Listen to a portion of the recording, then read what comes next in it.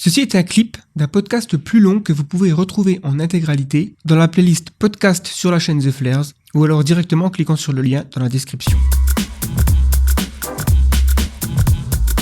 Je pourrais faire une petite pause sur la définition parce que un gros problème avec le mot transhumanisme qui me fait parfois douter de la pertinence de son usage, c'est que chacun a sa petite définition du transhumanisme et du coup ça donne lieu à énormément de quiproquos.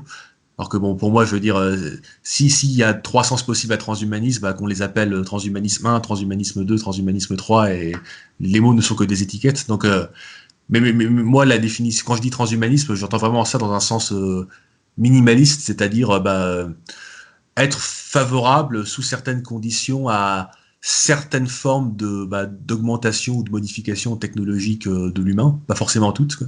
Et peu importe ce qu'on veut en faire, peu importe si on a des projets écologistes, socialistes, fascistes ou je sais pas quoi. Moi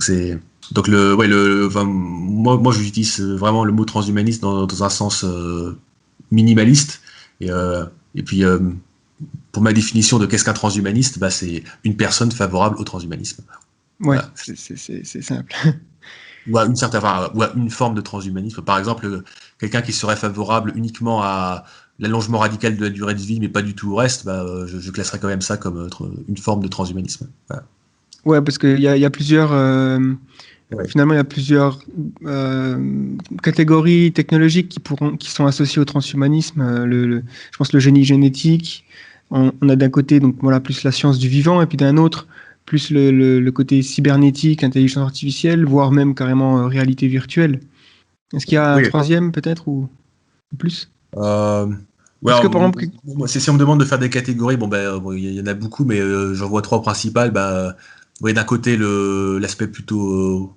Non, en fait, pardon, j'ai plutôt 3 grands aspects. Donc, bien sûr, l'allongement de la durée de vie, c'est le truc qui revient le plus souvent.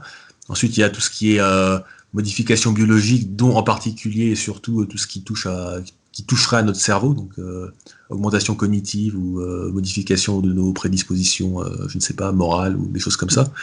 Et enfin, il y a l'aspect un peu cyborg. Bon, alors on met souvent en avant l'aspect super force, bras robotique, que personnellement je trouve pas très intéressant parce que si on aspire à vivre dans une société pacifiée, la super force ne devrait a priori pas être si importante que ça.